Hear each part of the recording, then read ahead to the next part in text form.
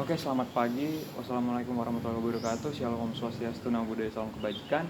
Perkenalkan kami dari kelompok 8, kelas PIB atau pengantar ekonomi bisnis, Departemen Sistem Informasi. Pada video kali ini kami akan menjelaskan mengenai UMKM atau usaha mikro kecil menengah. Sebelum kita lanjut ke pembahasan, ada baiknya kami perkenalkan diri terlebih dahulu. Perkenalkan, nama saya Marcelino SP Pasaribu dengan NRP 5026 221 206. Perkenalkan, nama saya Muhammad Daniel Farisi dengan NRP 5026231161.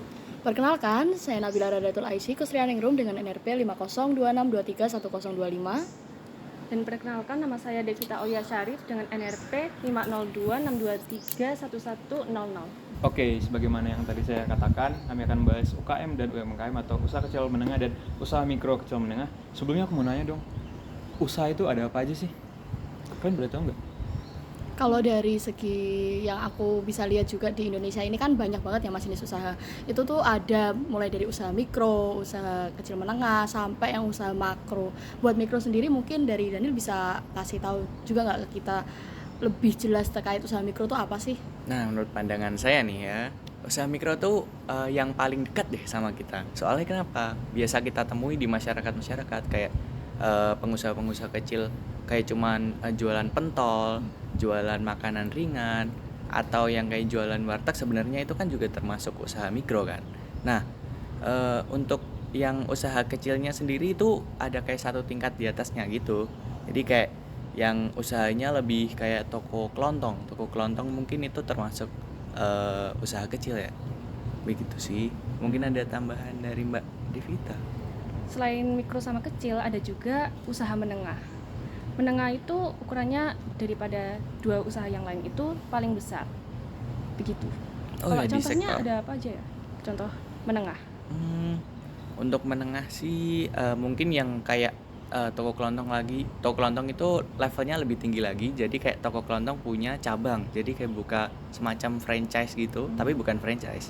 Kayak anak cabang atau ke pokoknya nggak cuma di satu tempat itu aja. Tuh. Tapi sebenarnya kalau garis besar, kalau misalnya yang membedakan kecil, menengah sama mikro tuh dari omset kan. Iya. Omset mereka sebenarnya semakin banyak dia dapat omset, itu sebenarnya dia dikategorikan semakin besar usaha tersebut. Iya. Oh ya, kayak naik level ya berarti. Mulai dari kayak contoh nih yang omset paling kecil 50 juta.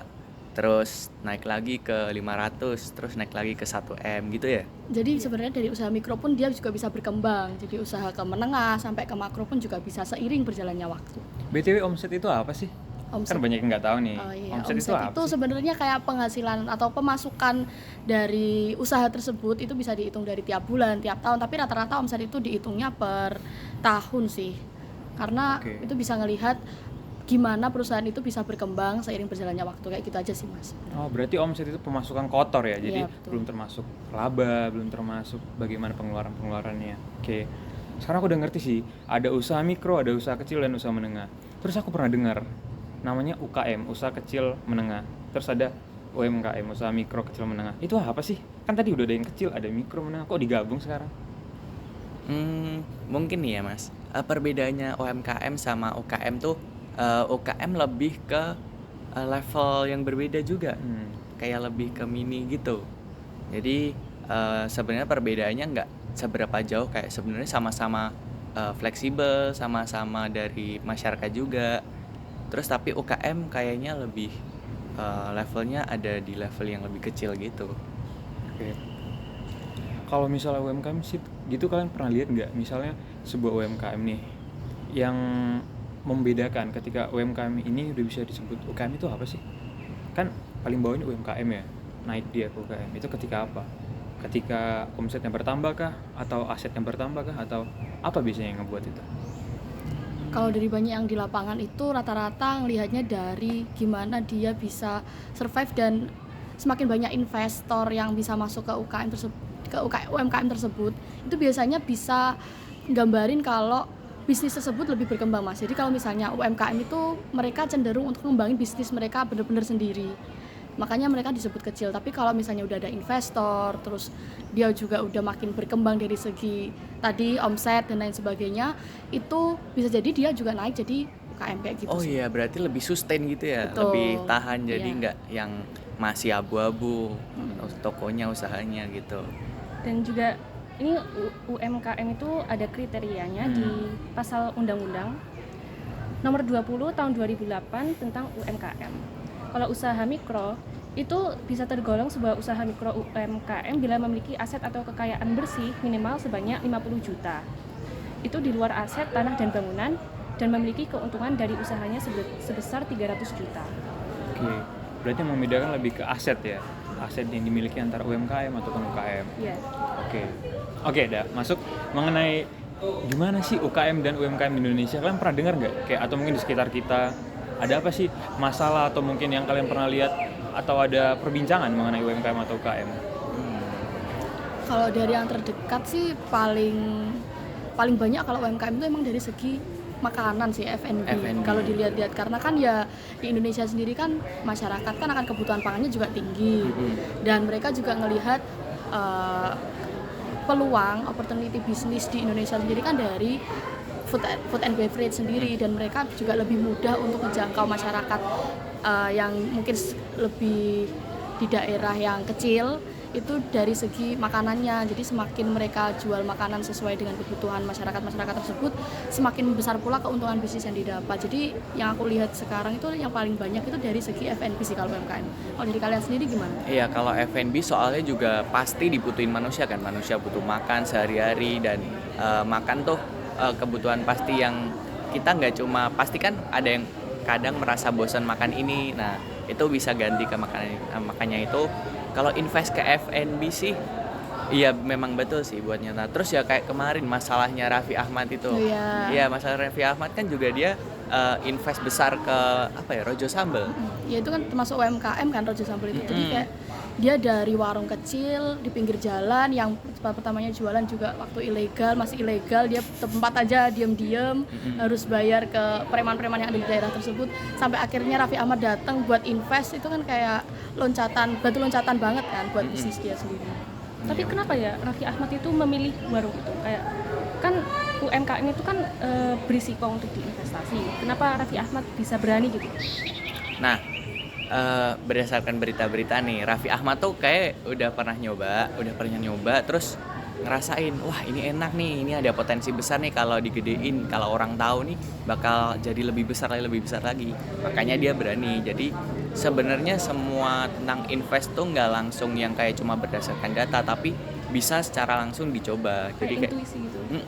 Jadi kadang ini kayaknya bisa nih, ini kayaknya nggak bisa nih, ini kayak berkompeten, ini kayaknya nggak berkompeten. Jadi semuanya itu nggak melulu soal data, karena kalau soal data aja siapapun bisa kan. Terus mungkin juga Raffi Ahmad dia dari peluang dari bisnisnya Rojo Sambal sendiri. Kalau dilihat-lihat kan dia kan bisnisnya makanan yang bebeknya tuh bebek asap kan. Sedangkan sekarang masih jarang banget makanan pinggir jalan yang penyetan, pecel lele kayak gitu-gitu yang diasap kan masih jarang. Mungkin aku ngelihat Raffi Ahmad kan visioner juga kan orangnya. Jadi dia bisa lihat kalau jarang nih pedagang kaki lima bisa jualan se-effort ini. Jadi mungkin akhirnya dia bisa berani invest pun karena faktor dari keunikan bisnis Rojo Sambal sendiri juga sih. Iya juga. Iya, jadi itu salah satu kunci sih sebenarnya untuk UMKM atau UKM. Jadi ada namanya unique selling point atau nilai plus lah dari sebuah usaha yang dapat menjual, baik itu dari intrinsik ataupun ekstrinsik. Intrinsik itu artinya misalnya dari segi branding, dari mana mereka bisa menjual brand mereka, bagaimana mereka membuat konten di sosial media, itu intrinsik. Ekstrinsik itu lebih ke makanan, apa yang mereka jual.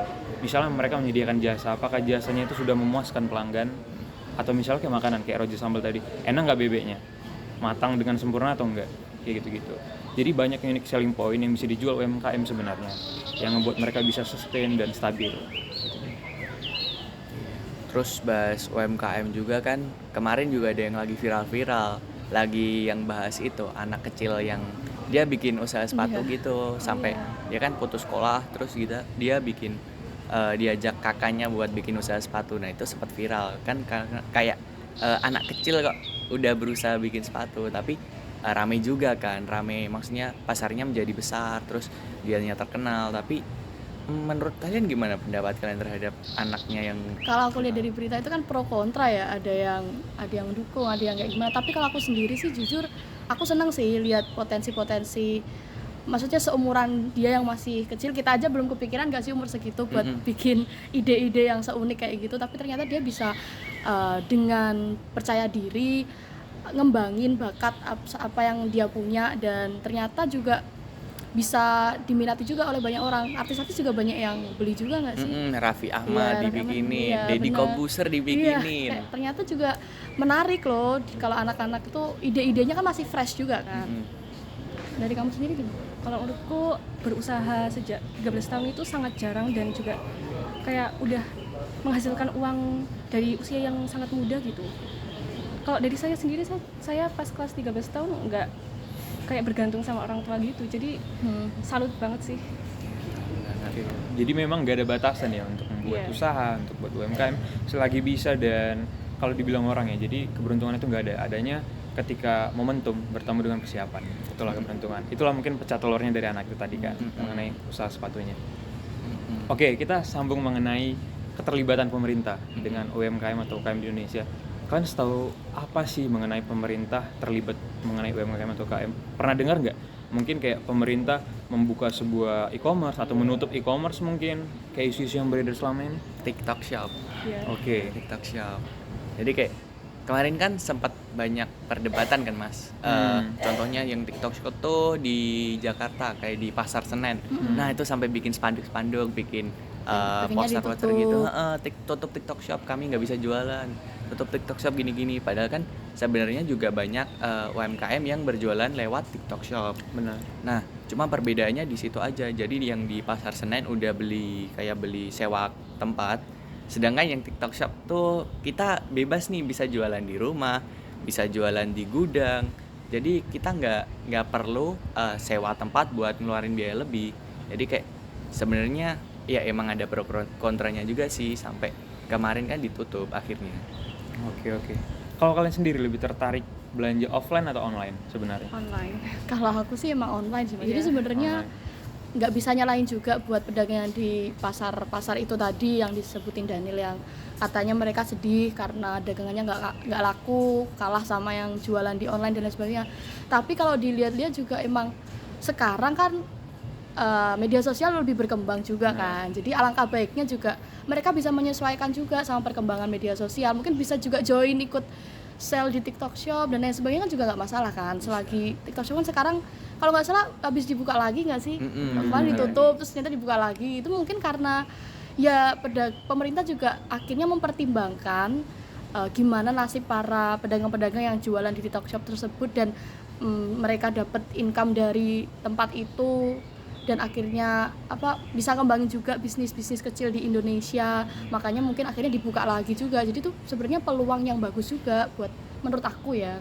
Jadi Tapi kalau bahas online offline nih, itu sebenarnya kan dari peminat masing-masing kan Mas, Benar. dari personal satu-satu. Nah, kalau aku sendiri sih condong ke kayak lihat-lihat dulu katalognya di online, terus nyoba di offline biar Oke. ngepasinnya gitu kan. Kadang di online size-nya S dapat Benar. segini. Cuman waktu kita coba ternyata es kekecilan. nggak sesuai ekspektasi. Iya, makanya itu kan Nah. tapi ya emang udah ada fitur kayak pengembalian gitu, tapi kayak kurang aja gak sih nggak nyoba gitu kalau kita nggak nyoba secara langsung di toko. Tuh. Benar sih, aku setuju. Memang ada beberapa aspek kayak misalnya pakaian, terus mungkin ada beberapa lah seperti makanan dan lain-lain, mungkin bakal berubah kualitasnya, baik kualitas ataupun kadang kuantitas. Kayak misalnya ditampilin di makanan, besar Kelihatan kayaknya, banyak. ternyata waktu datang cuma segini. Atau mungkin pakaian mengenai kualitas, kirain bahannya gini, ternyata beda bahannya. Bener, jadi kebanyakan seperti itu balik ke customer satisfaction namanya, atau kepuasan pelanggan. Jadi sebenarnya menggerakkan pasar ini bukan lagi pemain pasarnya, namun pelanggan itu sendiri.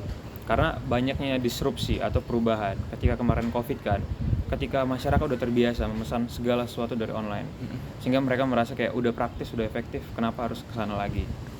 Dan pemerintah kemarin mendengar, sehingga kemarin TikTok Shop itu dibuka lagi. Iya. Tapi ada syarat, mereka harus berkolaborasi dengan perusahaan milik anak negeri, yaitu Iya. Tokopedia. Jadi untuk sekarang TikTok Shop itu udah mempunyai 75% saham dari Tokopedia, atau mereka jadi pemegang saham mayoritas. Mungkin kalau kita menelisik lebih jauh, di seberang kita atau di negara tetangga kita ada Lazada. Iya. Lazada sekarang udah dimiliki oleh Alibaba. Jadi ada 2 giant company dari Cina yang bakal bertarung antara TikTok Shop dan Alibaba. Begitu, dan pangsa pasarnya Indonesia, Asia Tenggara. Terus juga alasan TikTok Shop kemarin ditutup kan juga harganya yang nggak ngotak tuh mas, kayak jual kaos cuma 1.000, terus jual apa cuma 100 rupiah. Terus saya kemarin juga sempat beli kayak mainan kecil-kecilan gitu cuma 100 rupiah dapat banyak. Nah itu sebenarnya itu kan proses regulasi dari pemerintah buat menyortir, wah ini barang dapat dari mana, kok bisa semurah ini, padahal kompetitornya yang jual di toko lain atau di offline shop itu harganya bisa 10 kali lipat atau berapa kali lipat di atasnya. Itu jadi kan kayak langkah pemerintah buat mengurangi barang impor ilegal yang atau barang jelas. Nah jadi biar kayak ini uangnya dari TikTok Shop nih benar-benar ke UMKM masyarakat Indonesia nih gitu. Setuju, karena hal tersebut bisa kita lihat ketika 5 atau 4 tahun lalu, yaitu di bidang jasa transportasi, Grab, Gojek. Mereka kan menggunakan skema seperti itu awalnya, bakar duit terlebih dahulu untuk menaikkan promosi. Ketika mereka sudah mendapatkan 2 hal, yaitu mitra atau pengemudi dan konsumen. Tapi tahu nggak sih sebenarnya Gojek itu bisnisnya apa? Bisnis utamanya apa? Sebenarnya Gojek itu poin utamanya ke ojek online nggak sih mas? Bukan, cara mereka dapat duit bukan ojek online. Jual apa ya kemarin kalau nggak salah? Tapi GoPay. Iya, GoPay. Sebenarnya itu tujuan utama Terus mereka. akhirnya jadi satu kerjasama gitu kan, dikembangin, ngelihat mungkin kayak dia ngelihat peluang di transportasi dari Uber kan, pemiliknya itu kan ngelihat waktu di luar negeri itu ada Uber yang kenceng banget, terus peluang bisnisnya juga gede, akhirnya dia juga buka di Indonesia, digabungin sama bisnis yang udah dia punya, GoPay itu sendiri. Jadi sebenarnya tujuan utama Gojek yang sendiri yaitu mendapatkan duit sebanyak-banyaknya dari GoPay ketika mereka depositkan. Jadi secara nggak langsung banyak perusahaan di Indonesia ini berlomba-lomba untuk menjadi vintage, kalau kalian pernah dengar, atau perusahaan seperti bank gitulah, neobank. Jadi neobank itu bank yang nggak memiliki real itu loh, jadi hanya online, kurang lebih seperti itu. Mungkin hal-hal seperti itu bakal banyak karena kemunculan e-commerce atau UMKM yang online sifatnya. Jadi kayak sekalian lebih cepat juga pembayaran, nggak perlu ke.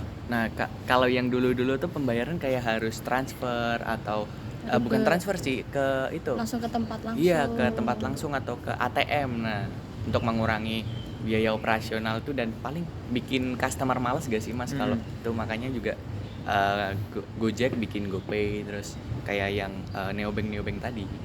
Benar-benar setuju. Kalau menurut kalian UMKM atau UKM di Indonesia kira-kira bertahan sampai kapan? Maksudnya bertahan yang saya maksud ini mengenai siklusnya ini. Karena kan UMKM atau UKM Indonesia sekarang kan membludak nih, atau bahasanya bubble. Jadi kayak banyak UMKM yang mulai rame di atas meletus atau nggak jalan lagi usahanya. Mungkin salah satu contohnya Menanti, kalau kalian pernah dengar, punya Jerome Pauline. Sekarang itu omsetnya jauh merosot, dan banyak dari franchisernya atau yang memiliki franchise-nya mengeluh, kok omsetnya turun ya jauh dari yang dijanjikan. Oke, jadi mengenai Menanti dan lain itu ada namanya bisnis hit and run, kalau pernah dengar. Jadi bisnis hit and run itu ketika misalnya kamu punya bisnis dari nol, ketika di 100 itu kamu seharusnya nggak menjalankan bisnis itu lagi, tapi udah lepas semua kepemilikannya.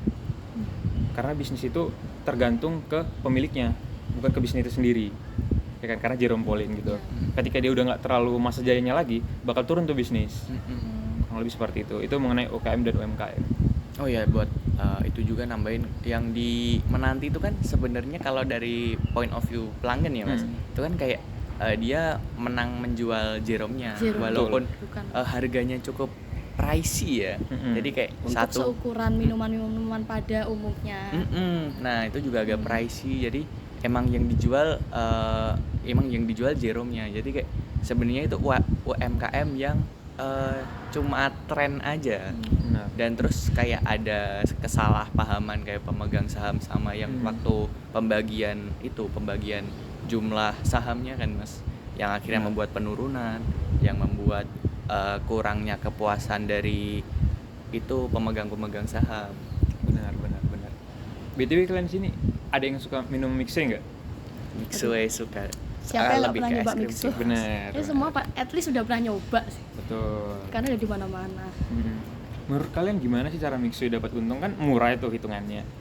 7.000 ya berapa? Satu. Kalau es krim 7.000 dan itu 7.000. menurut Tapi saya rata-rata paling menunya worth it. 16.000 sampai 20.000. Iya, buat minumannya kan. 16 sampai iya 7.000 tapi es krim. Dan itu banyak banget loh porsinya. Dan itu 7.000 bener-bener worth it sih. Soalnya zaman sekarang kan agak susah kan nyari es krim yang agak affordable.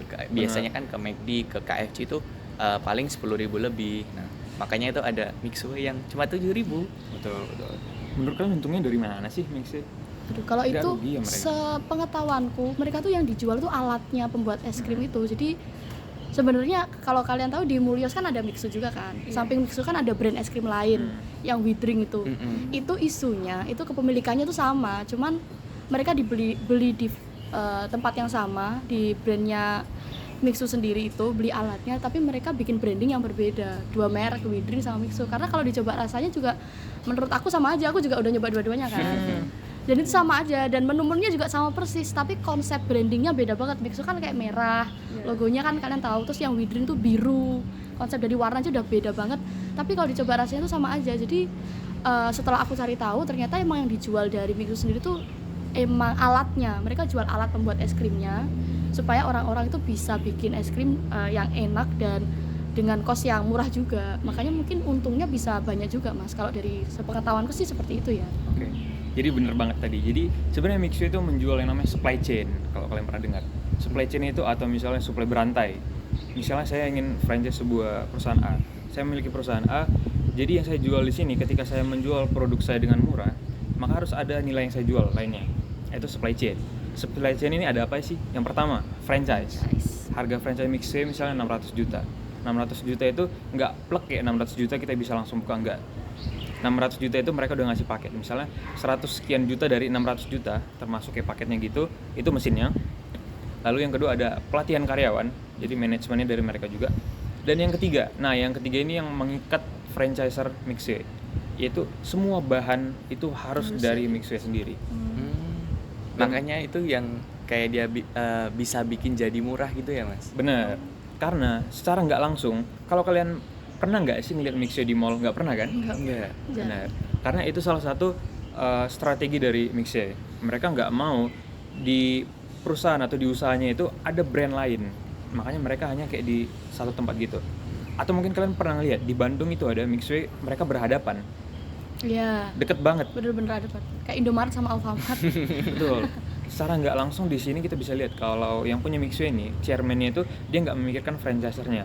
Dari situ udah menandai kalau sebenarnya dia nggak peduli, dia bodo amat mengenai penjualannya selama franchisernya ini terus bertambah. Seperti itu.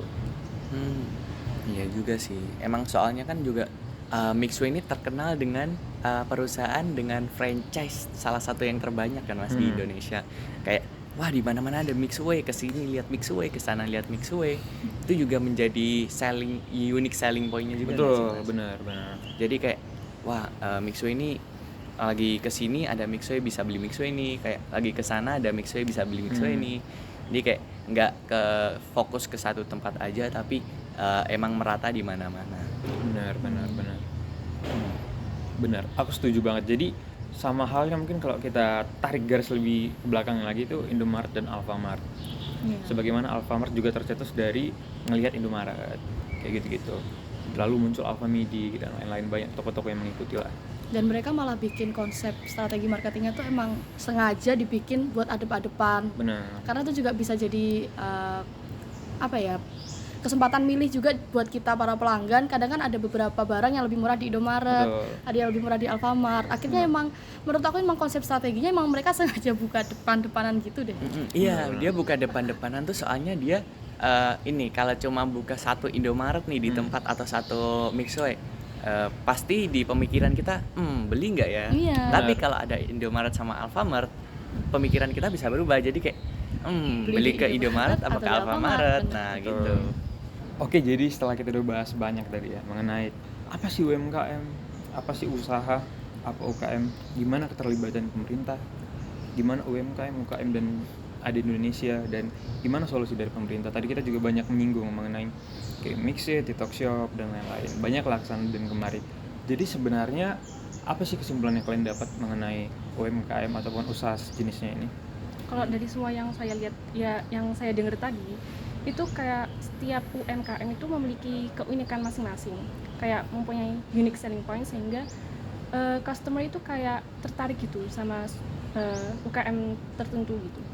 Dan gimana cara mereka untuk bertahan dan mungkin berkembang itu bisa dari mereka bisa lihat dari kebutuhan dari customer, mereka memenuhi kebutuhan customer. Mungkin juga banyak dari UMKM itu berkembang juga dari faktor luck sih, kayak yang tadi kita bahas juga, tiba-tiba Raja Sambal dapat invest dari Raffi Ahmad, itu kan juga faktor luck juga kan. Tapi selain dari faktor luck juga itu tadi, dia harus punya keunikan sendiri supaya bisa bertahan di pasar UMKM yang di Indonesia ini besar juga. Mungkin kalau UMKM sendiri sebenarnya ya kalau di kita kan emang lebih dekat, emang lebih kayak kita sehari-hari ketemu nih sama kayak pelaku UMKM. Nah jadi itu memang salah satu apa ya model bisnis yang mudah ditemuin, kayak modal bisnis yang mudah dibuat juga, kayak tadi yang pengusaha sepatu anak kecil itu tiba-tiba bikin sepatu gitu. Setuju. Oke, jadi mungkin aku bisa rangkum ya. Jadi mengenai UMKM, baik UKM dan usaha sejenisnya, sebenarnya mereka dapat berkelanjutan atau sustain ketika mereka dapat memahami yang pertama, keinginan pasarnya atau customerku ini butuh apa sih, kemana sih arah pasar ini. Lalu yang kedua, gimana dia dapat mempersiapkan usahanya, baik itu dari intrinsik ataupun ekstrinsik. Gimana mereka menyiapkan jasa atau barangnya dengan baik, gimana mereka bisa membranding atau menampilkan brand mereka ke dunia luar ataupun melalui sosial media. Oke, jadi kurang lebih mengenai UMKM atau UKM ini merupakan usaha yang menarik ya sebenarnya, khususnya di Indonesia, merupakan negara yang berkembang gitu. Oke, mungkin ada tambahan lagi? Kalau dari aku sih ya itu sih sebenarnya unik kalau misalnya kita bisa support juga UMKM yang ada di Indonesia ini, karena ya banyak karya-karya anak bangsa yang kalau dibandingin sama produk-produk luar juga nggak kalah jauh kok sebenarnya. Kayak ya merek-merek sekarang yang karya-karya anak bangsa kayak sepatu aja udah banyak juga artis-artis yang udah pakai sepatu lokal dan lain sebagainya. Jadi as long kita bisa support juga mereka, bagus juga sih sebenarnya buat perkembangan ekonomi di Indonesia juga. Itu sih. Betul. Setuju banget. Jadi memang tidak terlepas dari support dari lokal itu sendiri. Oke. Mungkin kurang lebih itu aja ya dari kita. Ya, udah Oke. banyak banget pembahasannya. Aduh, lama. Sekian merupakan diskusi dari kelompok 8. Wassalamualaikum warahmatullahi wabarakatuh. Bye-bye. Dadah.